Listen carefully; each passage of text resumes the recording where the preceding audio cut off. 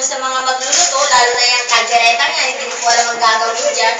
Nilayasan po ako niya ni Ate Glenda, bahala ka na dyan. Alam mo yung Master Chef, ay wala ko.